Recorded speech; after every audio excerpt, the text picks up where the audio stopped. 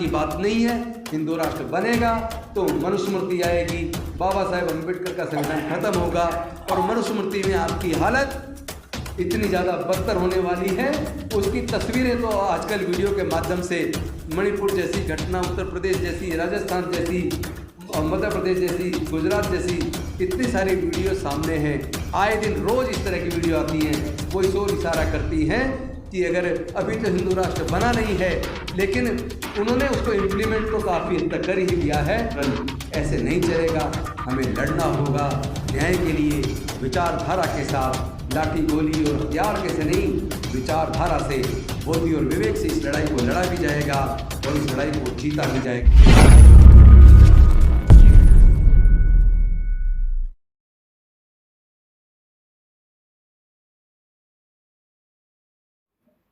हम लोग 85% सुनते और कहते आ रहे हैं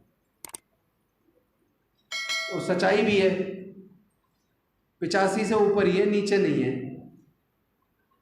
क्योंकि भारत में ब्राह्मण 5.52%, क्षत्रिय 3.90%, वैश्य 1.30%, कायस्थ 1.07%। इन चारों को भी अगर जोड़ लें तो ये 12% से कुछ कम बैठता है। लेकिन देश के सर्वोच्च न्यायालय, उच्च न्यायालयों में जो जज हैं, देश की यूनिवर्सिटीज़ के अंदर जो वाइस चांसलर्स, प्रोफेसर्स हैं, देश चलाने की योजना बनाने वाले गवर्नमेंट ऑफ इंडिया में जो सेक्रेटरीज हैं, सेना के बड़े अधिकारी हैं, पूरे देश का बिजनेस जिनके हाथ में है, देश के प्राकृतिक संसाधनों पे जिनका कब्जा है, वो तो सारा इस 12% से भी कम लोगों के हाथ में है। और हम लोग वर्षों से भाषण दे रहे हैं और सुन रहे हैं, सफल क्यों नहीं हो रहे? अगर उसके बारीकी से थोड़ी गंभीरता से अध्ययन किया जाए तो मेरा यह मानना है कि हम लोग भावुकतावश कई बार बहुत ज़्यादा बोल जाते हैं और सच से आंखें मींच लेते हैं। अगर कोई कबूतर के सामने बिल्ली आ जाए और कबूतर बिल्ली को देखकर आंख मींच ले, तो क्या कबूतर की जान बचेगी? जान उड़ने से बचेगी, आंख मींचने से नहीं बचेगी। आप लोग सच्चाई से आंख बंद कर रहे हैं। सच्चाई ये कि ये लड़ाई शारीरिक ताकत की नहीं है, ये लड़ाई लाठी और गोली की नहीं है, ये लड़ाई विचारधारा की है। और मुझे तो ये बात बहुत अच्छे से समझ आ गई कि ये लड़ाई विचारधारा की है। अभी जो डॉक्टर रतनलाल डॉक्टर बाबा साहेब अम्बेडकर की उस भाषण का पढ़ के बता रहे थे, मैंने कोशिश किया उस भाषण को मैं अपने अंदर उतार लूं और अपने आचरण में ले आऊं और एक सच्चा अम्बेडकरवादी कार्यकर्ता बनने की तरफ अग्रसर हूं। और जब मैं उस दिशा में बढ़ा, एक सच्चा अम्बेडकरवादी कार्यकर्ता बनने की दिशा में बढ़ा, तो सच में मुझे ये मंत्री और एमएलए एमपी की कुर्सी बहुत छोटी दिखने लगी।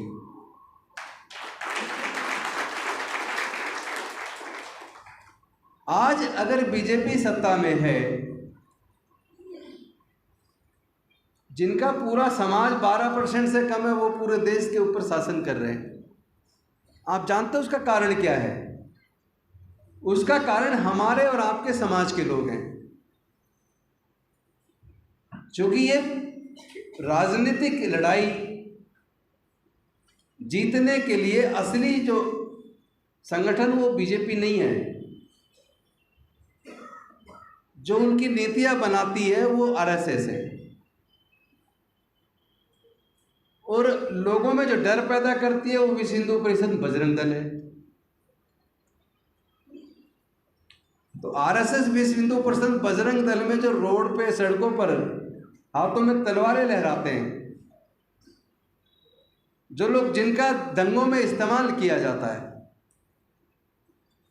जिनको धार्मिक उत्पात मचाने में इस्तेमाल किया जाता है, जिनको कावड़ भेजने में इस्तेमाल किया जाता है। आप उनकी अगर सूची उठा के देखो, थोड़ा सा भी सर्वे करो, तो मरने वाला भी हमारा आदमी है और मारने वाला भी हमारा आदमी है। दिमाग कहीं और से चलता है। जो दिमाग चलाता है वो एसी रूम में बैठा है, जो दिमाग चलाता है वो मंदिर के चढ़ावे को इकट्ठा करने में मशगूल है, जो दिमाग चलाता है वो यूनिवर्सिटीज़ में वाइस चांसलर प्रोफेसर है, जो दिमाग चलाता है वो देश की सर्वोच्च कुर्सियों पर बैठा है, जो दिमाग चलाता है वो इसी रूम में बैठकर योजना बनाकर हमारे भोले भाले बच्चों का इस्तेमाल करके उसको लागू करवाता है। लेकिन क्या हमने और आपने कभी सोचा कि वो जो हमारे यूथ बच्चे उनके बजरंग दल, विश्व हिंदू परिषद, आरएसएस में जाते हैं, जो कथावाचकों के सुनने वाली भीड़ में शामिल हो जाते हैं, जो कावड़ लेने जाते हैं, जो हर धार्मिक जुलूस में सामने खड़े दिखते हैं, जब आपके बच्चे वहाँ जा रहे होते हैं तो आपके अपने बच्चों को वहाँ जाने से रोकते हैं। इस्तेमाल तो हमारे और आपके बच्चों का हो रहा है। और सबसे ज़्यादा अनफॉर्चुनेट पार्ट ये है कि हम लोग घर से, महाराष्ट्र थोड़ा अलग है इसलिए वहाँ थोड़ा, मैं महाराष्ट्र की बात नहीं करूँगा, पूरे देश की बात करूँगा। तो पूरे देश के अंदर कहीं भी चले जाइए जहाँ समाज के हक अधिकार की लड़ाई पे चर्चा हो, समाज को जागरूक करने के ऊपर चर्चा हो, तो वहाँ आपको 95% से ज़्यादा केवल पुरुष मिलेंगे। हमारे घर के पुरुष घर से निकलते हैं, सामाजिक संगठन के प्रोग्रामों में शामिल होते हैं, या तो भाषण दे रहे होते हैं या भाषण सुन रहे होते हैं। और हमारी कॉलोनी में, हमारे मोहल्ले पड़ोस में कहीं ना कहीं कोई कथावाचक आता है, या कोई वहाँ जागरण चल रहा है, माता की चौकी लग रही है, तो पड़ोस की महिला हमारे घर में आके हमारी पत्नी, हमारी बहन से, हमारी माँ से, हमारी बेटी से वो कहेगी कि वहाँ कथावाचक आया है, चलो सुनने चलते हैं। तो हमारी पत्नी, हमारी माँ, हमारी बहन, हमारी बेटी वो घर के सारे बच्चों को लेकर वहाँ कथावाचक को सुनने जाती है। तो सांस्कृतिक विरासत किसकी फले फूलेगी? जिसकी संस्कृति का प्रचार प्रसार ज़्यादा होगा। तो उनकी संस्कृति का प्रचार प्रसार ज़्यादा हो रहा है क्योंकि उसका सुनने भी हमारे घर की सारी महिलाएं जा रही हैं, और वो महिलाओं में और बच्चों में संस्कार उनके डल रहे हैं। और हम लोग पुरुष लोग अपना भाषण दे दिया और सुन लिया, और घर जाके सोच लिया है मैंने जिम्मेदारी पूरी कर ली, मैं तो बाबा साहब का सिपाही हूँ, थोड़े से 2-4 नारे लगा लिए और सोचा जिम्मेदारी पूरी। तो मिशन मूवमेंट हमारा सफल नहीं होना, मिशन मूवमेंट उनका सफल होना वो उनकी बुद्धिमत्ता पर निर्भर है और हमारी बेवकूफ़ी पर निर्भर है। गलती हमारी है कि हमने अपनी पूरी ताकत को उनके हाथ में सौंप दिया। अगर हम अपनी ताकत को एकजुट रखें, अपनी ताकत को उनके लिए इस्तेमाल ना होने दें, अपने युवाओं को कावड़ लेने ना जाने दें, अपने युवाओं को धार्मिक जुलूसों में ना जाने दें, अपने युवाओं को उनकी कथा सुनने ना जाने दें, अपनी पत्नी, बेटी, माँ, बहन और बच्चों को जागरण सुनने के लिए और कथा सुनने के लिए ना जाने दें, और अपने घर के अंदर हम डॉक्टर बाबा साहब अम्बेडकर के संपूर्ण मांग में वो जो पूरा राइटिंग एंड स्पीचेस उनका सेट खरीद के रख लें। हम अपने बच्चों के सामने ज्योतिराव फुले जी की लिखी गुलामगिरी पढ़ के सुनाएं, रोज हर सप्ताह में कम से कम एक दिन एक पूरा पाठ पढ़ के सुना दें, बुद्धा एंड इज धम्मा का एक पाठ पढ़ के सुना दें, doctor Ambedkar life and is mission उसको सुनाएं, और अपने बच्चों को संस्कार में अपने महापुरुषों का जीवन संघर्ष पढ़ा दें, और उनको ये बता दें कि हम लोग क्या थे और क्या हो गए, उसका कारण क्या है, हमारे हिस्से में अमृत क्यों नहीं आया, जहर क्यों है। अगर ये बात हम अपने बच्चों को अपने घर में समझाने में कामयाब हो जाएं, और अपने ऐसे प्रोग्राम में पूरे 2-2 दिन लगाने की बजाय 3-4 घंटे का सिर्फ एक बार एक दिन में प्रोग्राम करें, और ज़्यादा से ज़्यादा कोशिश करें ज़मीन पे उतर के अपने मोहल्लों में, बस्तियों में छोटी छोटी नुक्कड़ सभाओं के माध्यम से अपना इस मिशन मूवमेंट को लोगों के बीच चर्चा करें। क्योंकि हर आदमी अंबेडकर भवन पे नहीं आता, जंतर मंतर पे नहीं आता। हमारा आदमी मजदूर है, सुबह निकल जाता है, रोजी रोटी के लिए शाम को घर आता है। तो हम अपनी बस्तियों में अगर शाम को 1 घंटा 2 घंटा लगा दें, अपने गाँव में जाके वहाँ अपने लोगों को थोड़ा सा भी अपने मिशन मूवमेंट के बारे में समझा दें। और एक और यकीन मान लेना मेरी बात, किताबें तो हमारे लोग पढ़ते नहीं हैं। आप सोचो कि वो बुद्धा एंड हिज धम्मा खरीद के पढ़ लेंगे, वो डॉक्टर बाबा साहेब अम्बेडकर का जो जीवन संघर्ष खरीद के पढ़ लेंगे, वो डॉक्टर बाबा साहेब अम्बेडकर का स्पीच राइटिंग्स पढ़ लेंगे, वो डॉक्टर रतन लाल का अम्बेडकर नामा पे ही सुन के कम से कम ज्ञान अर्जित कर लेंगे। तो यकीन मानिए ये होने वाला नहीं है। बल्कि एक अच्छा तरीका ये है कि जितनी बात किताब को पढ़ने के लिए जो उसको कम से कम 2-3 महीने चाहिए जिस किताब को, जिसको वो कभी नहीं पढ़ेगा, खरीद भी ली तो कहेगा कि कल से पढ़ूंगा। और इंग्लिश में एक कहावत है, टुमारो नेवर कम्स, कल कभी नहीं आता। वो किताब रखी रहेगी लेकिन कभी पढ़ेगा नहीं। उसमें करना ये है कि मेरे जैसे लोग, रतनलाल जी जैसे लोग, या हम जैसे बाकी लोग जिन लोगों ने खुद पढ़ लिया, वो लोग बस्तियों में जाकर, छोटी छोटी कॉलोनियों में जाकर कैडर के माध्यम से उसका एक ब्रीफ जिस्ट बनाकर, जिसको पूरी किताब का जो एक मजमून जो होता है वो हम उसको 1 घंटे के अंदर अपने वाणी के माध्यम से कैडर देकर उसको समझा दें और अपने जैसे लोग तैयार कर दें जो कैडर देने वाले बन जाएं। तो पूरे देश के अंदर अगर हमने 1000, 2000, 10,000 लोग तैयार कर दिए तो ज़्यादा लंबा नहीं है, 5 साल के अंदर एक एक गांव तक, एक एक बच्चे तक हम घुट्टी में मिलाकर अपना मिशन मूवमेंट पढ़ा देंगे। और जिस दिन हम अपने बच्चों को मिशन मूवमेंट पढ़ा देंगे, यकीन मानिए उसके बाद हमारे बच्चे आरएसएस के अंदर जाना बंद कर देंगे, विश्व हिंदू परिषद, बजरंग दल के अंदर जाना बंद कर देंगे, उनके धार्मिक जुलूसों में जाना बंद कर देंगे, उनकी कथा सुनना बंद कर देंगे, कावड़ लेने जाना बंद कर देंगे। उस दिन इनके मंदिरों में लाइनें लगना बंद हो जाएंगी। और ये जो मंदिरें हैं, ये मंदिर बेसिकली इंडस्ट्री बन गए हैं, ये इंडस्ट्रियाँ इनकी बंद हो जाएंगी। और जिस दिन इनकी ये दुकानें बंद हो गई उस दिन आपका मिशन मूवमेंट चल निकलेगा, उस दिन हम हुक्मरान बन जाएंगे। लेकिन इसके लिए कुर्बानी देनी पड़ेगी। तो हमने तो सोच लिया कि हम अपना पूरा जीवन जब तक जिंदे हैं तब तक डॉक्टर बाबा साहेब अम्बेडकर और अपने महापुरुषों की जो विरासत है, सांस्कृतिक विरासत, बुद्ध का धम्म और हमारे महापुरुषों की कुर्बानी और हमारे महापुरुषों का जीवन संघर्ष, हम अपना पूरा जीवन अपने समाज के युवाओं को, अपनी बहन बेटियों को उसको सिखाने में, उसे पढ़ाने में, इसी में लगाएंगे ताकि हमारे यूथ तैयार हो जाए। और जिस दिन हमारे यूथ तैयार हो गए उसके बाद यकीन मानिए सूरत अपने आप बदलनी शुरू हो जाएगी। क्योंकि मान्यवर कांसीराम साहब ने जब कैडर देना शुरू किया, गांव गांव पहुंचे और छोटे छोटी सी संख्या के अंदर लोगों को जाके कैडर दिया, उसका परिणाम आया। उन्होंने जो हुक्मरान बनने का सपना दिखाया, आज उसका परिणाम जो मर्जी हो, अगर परिणाम बुरा हुआ तो हमारी अपनी गलतियों की वजह से हुआ है। हमारा नेतृत्व उस विचारधारा को छोड़कर दूसरी दिशा में चला गया तो नुकसान हुआ है। आप माननीय कांसीराम साहब की विचारधारा को या बाबा साहेब की विचारधारा को गलत नहीं कह सकते। उस विचारधारा को जानकर सीखकर हम हुक्मरान तो बन ही गए थे ना। अगर यूपी में बन गए थे तो बाकी जगह भी बन सकते हैं। लेकिन हमें अपनी विफलता के कारणों को समझना जरूरी है।